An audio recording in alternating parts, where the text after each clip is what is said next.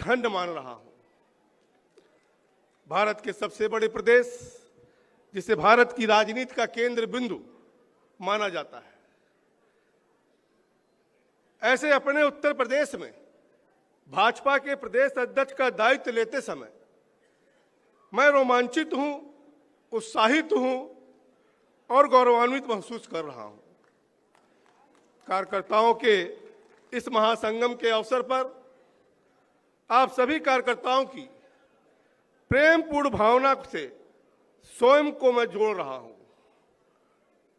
तब यह भाव और बढ़ गया कि केंद्रीय नेतृत्व ने मुझे कितनी बड़ी जिम्मेदारी सौंपी है। आदरणीय प्रधानमंत्री श्री नरेंद्र मोदी जी, राष्ट्रीय अध्यक्ष श्री जेपी नड्डा जी, गृह मंत्री श्री आदरणीय अमित शाह जी, रक्षा मंत्री आदरणीय राजनाथ सिंह जी और संघ परिवार का हृदय तल से, हृदय की गहराइयों से मैं धन्यवाद देता हूं कि उन्होंने मुझे मेरे ऊपर भरोसा जताया और मुझे ये महान दायित्व सौंपा है। साथियों, ये भारतीय जनता पार्टी जैसी लोकतांत्रिक पार्टी में ही संभव है कि वह मुझ जैसे सामान्य कार्यकर्ता को भी एक बड़ी जिम्मेदारी मिल सकती है।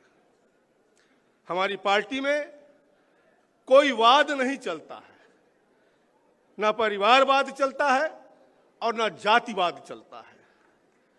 हमारी पार्टी का नेतृत्व न किसी खास परिवार को मिलता है और न ही किसी खास जाति को मिलती है। हमारी पार्टी में कोई भी व्यक्ति, कोई भी सक्रिय कार्यकर्ता बड़े से बड़े दायित्व को पहुंच सकता है। इसलिए हम सबको अपनी पार्टी पे गर्व है। साथियों, मैं राजनीतिक जीवन का आरंभ कोई सुनियोजित मेरा नहीं था, बल्कि एक गलत के सामने हार ना मानने की जिद में हम राजनीति में ऊपर तक आए। मित्रों, हमारे यहाँ समीर सिंह जी बैठे हुए हैं, तमाम हमारे गोरखपुर के लोग बैठे हैं।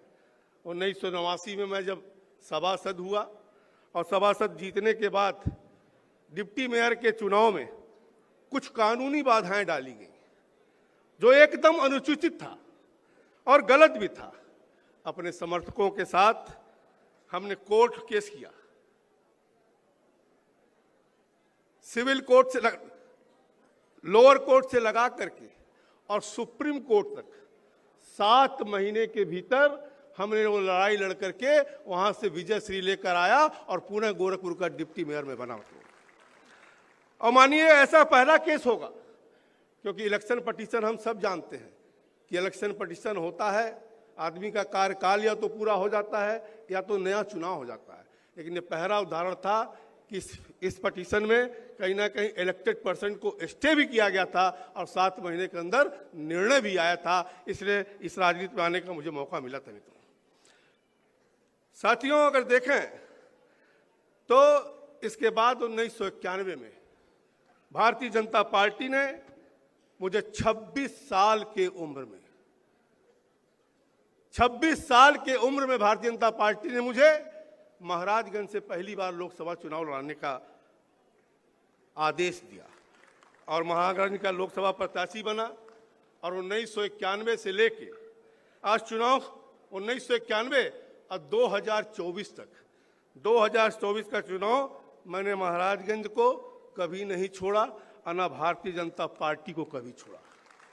और एक ही पार्टी, एक ही संसदीय क्षेत्र में 7 बार सांसद बनने का मुझे आशीर्वाद प्राप्त हुआ है। मित्रों, ये सब संभव हुआ है तो भाजपा के अथक परिश्रम से, महाराजगंज की जनता की वजह से, अटूट प्रेम एवं भरोसे से माननीय प्रधानमंत्री जी नरेंद्र मोदी जी ने मुझे भारत सरकार में वित्त राज्य मंत्री की जिम्मेदारी दी और इसे मैं निष्ठा एवं कुशलता पूर्वक निभा रहा हूं।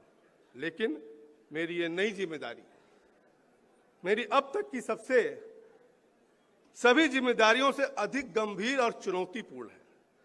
लेकिन मुझे विश्वास है कि भाजपा उत्तर प्रदेश के गौरवशाली कार्यकर्ताओं का स्नेह एवं समर्पण इस महान दायित्व के निर्वहन में मेरी मदद करेगी। मुझसे पहले 1980 से अब तक 15 प्रदेश अध्यक्ष ने उत्तर प्रदेश भाजपा को सींचा है। सभी के अनुभवों से मैं सभी के अनुभवों से सीखने का और मार्गदर्शन प्राप्त करने का भी प्रयास करूंगा मित्रों। और कहने इस मंच पे दिवंगत हमारे पूर्व प्रदेश अध्यक्षों की पूर्ण आत्माओं को मैं अपनी श्रद्धांजलि अर्पित भी करता हूं। साथियों, किसी भी राजनीतिक दल के 4 सबसे महत्वपूर्ण स्तंभ होते हैं: कार्यकर्ता, कार्यालय, कार्यक्रम और कोष। कार्यालय कार्यक्रम एवं कोष बहुत महत्वपूर्ण है। कार्यालय हम सबके लिए तीर्थ है।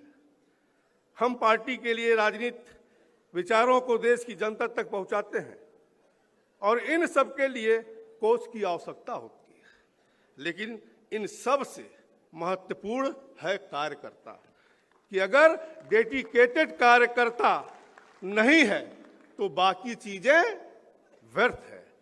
साथियों, मैं महाराजगंज के कार्यकर्ताओं से हमेशा कहता हूं कि कार्यकर्ता ही मेरी सर्वोपरि है। वो मेरा बल है और मेरी पूंजी भी है। और मैं 1991 से लेकर 2024 तक के सभी चुनाव अपने कार्यकर्ताओं के दम पर लड़ा है। मेरे मन में अपने कार्यकर्ताओं के प्रति बहुत आदर है। और आज इस मंच से मैं पूरे प्रदेश के भाजपा कार्यकर्ताओं से कहना चाहता हूं कि आप मेरे लिए सर्वोपरि हैं। आपके लिए मैं लड़ूंगा, अड़ूंगा और लड़ूंगा भी मित्रों। आपकी बात भी सुनूंगा।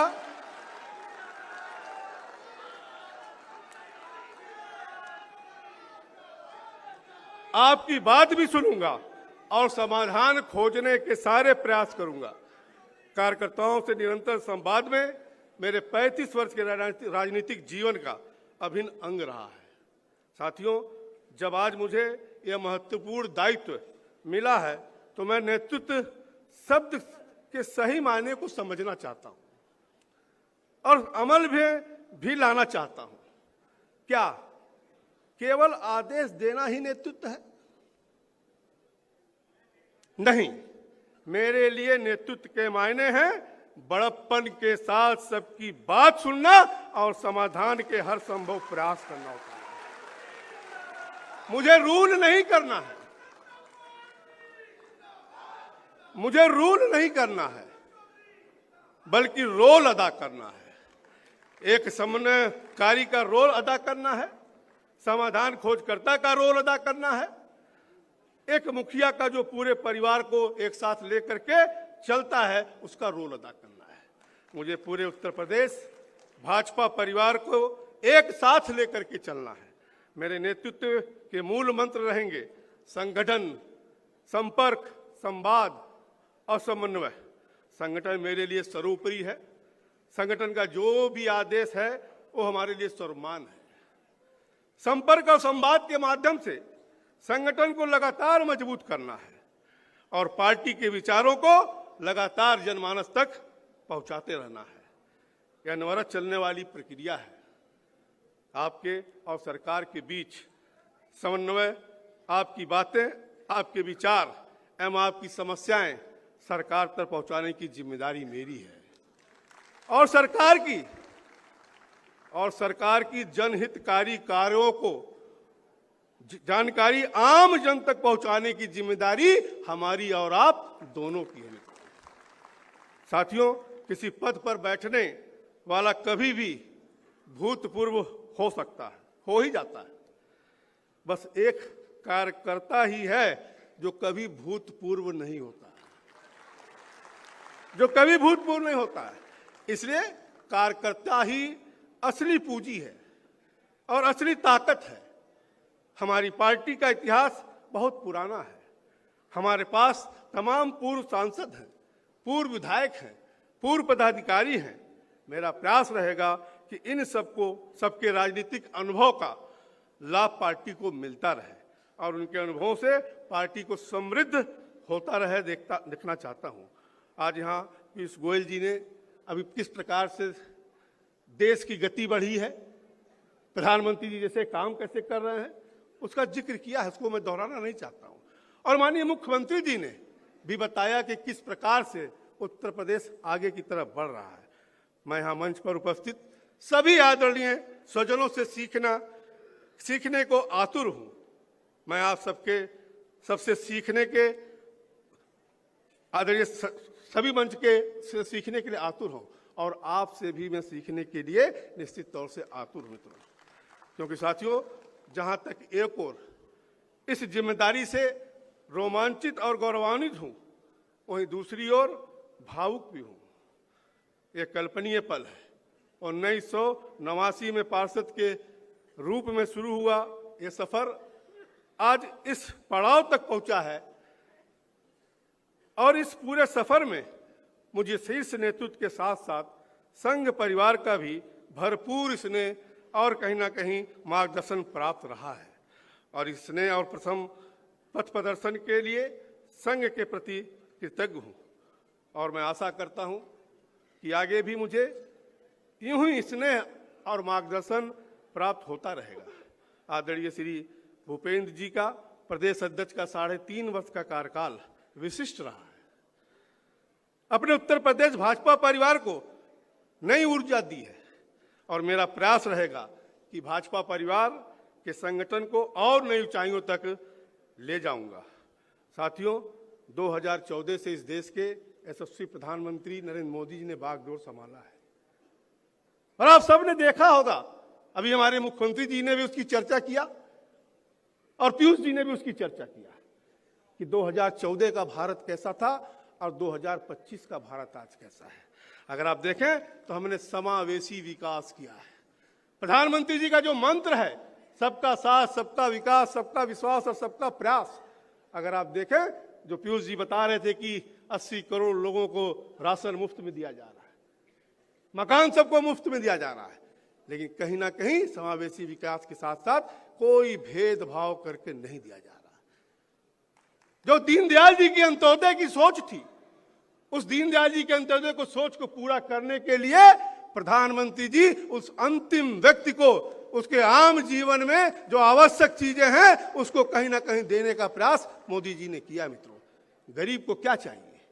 गरीब को एक मकान चाहिए, मकान में एक शौचालय होना चाहिए, बिजली का कनेक्शन होना चाहिए, पीने के पानी की व्यवस्था होनी चाहिए, गरीब आदमी है तो उसको राशन मिलना चाहिए, बीमार हो जाता है तो दवाई की व्यवस्था होनी चाहिए, गरीब आदमी है तो कहीं ना कहीं इसको सहायता के रूप में किसान सम्मान निधि भी सरकार हमारी दे रही है।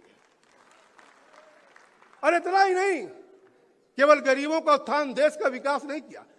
आज अगर आप देखें तो पूरे दुनिया में मंदी छाई हुई है, लेकिन प्रधानमंत्री जी के कुशल नेतृत्व में अगर आप देखें तो दुनिया का सबसे तेज गति से बढ़ने वाली अर्थव्यवस्था के रूप में भारत आज निकली है और बहुत जल्द हम कहीं ना कहीं तीसरे स्थान पर पहुंचने वाले हैं। मैं माननीय मुख्यमंत्री जी को भी धन्यवाद ज्ञापित करना चाहता हूं, क्योंकि हम लोग भी उत्तर प्रदेश में थे, जब दिल्ली वगैरह हम लोग जाते थे, जब कोई सुनता था कि हम लोग गोरखपुर के हैं, उत्तर प्रदेश के हैं, तो लोग 2 कदम पीछे हट जाते थे। और भारत सरकार का वित्त मंत्री होने के नाते, राज्य वित्त मंत्री होने के नाते जो मुख्यमंत्री जी ने बदलाव किया है, आज पूरे देश में जाने का मुझे अवसर मिलता है और जब वहां उत्तर प्रदेश के बारे में अच्छी अच्छी बातें सुनता हूं तो मुझे भी गौरव महसूस होता है। मैं माननीय मुख्यमंत्री जी को इस बारे में भी धन्यवाद देना चाहता हूं कि भारत सरकार जो मोदी जी की सोच है अंतिम व्यक्ति तक पहुंचाने की, उन योजनाओं तक, धरातल तक पहुंचाने का काम अगर किया है तो देश में नंबर 1 है उत्तर प्रदेश का। हमने छवि बदला है। चंद्रयान से चंद्रमा के साउथ पोल पर कहीं ना कहीं हमने सफल लैंडिंग किया है, जो कि विकसित राष्ट्र भी नहीं कर सके हैं मित्रों। यही नहीं, अगर आप देखें साथियों, तो माननीय मुख्यमंत्री जी ने इस प्रदेश का कायाकल्प करने का काम किया है। इसलिए माननीय मुख्यमंत्री जी ने एक विशेष आग्रह आप लोगों से किया है कि SIR और उसका पूरा गुण दोष और कैसे हुआ, कैसे घटा आ रहा है, उसको भी करना है। कहीं ना कहीं अगर आप देखें कि 2027 में जो प्रदेश पुनः भारू मतों से हम लोग जीतने का प्रयास कर रहे हैं और मुख्यमंत्री जी ने 2/3 मेजॉरिटी की बात किया है, तो ये सही है कि लड़ाई बूथ पे होती है। और SIR जो 12 दिन का समय बाकी है, इसमें हम आप सबसे निवेदन करेंगे कि सारा काम छोड़ करके माननीय मुख्यमंत्री जी ने जो विषय को रखा है उसके लिए हमें हर बूथ पर जाने की आवश्यकता है और अपने मतदाताओं का नाम कटने ना पाए उसके लिए हमें जाने की आवश्यकता मित्रों। और अभी देखें आप, तो अंत में मैं अभूतपूर्व क्षण के इस मंच के माध्यम से शीर्ष नेतृत्व के प्रति और आप सबके प्रति अपनी कृतज्ञता व्यक्त करता हूं। अत्यंत सादर के साथ कोटि कोटि प्रणाम करता हूं और निश्चित तौर से मैं जितना आपके बीच में बोला हूं, जितने हमारे बारे में जानते हैं, मैं आपके साथ कंधा से कंधा मिलाकर आपके दुख दर्द में शामिल रहूंगा।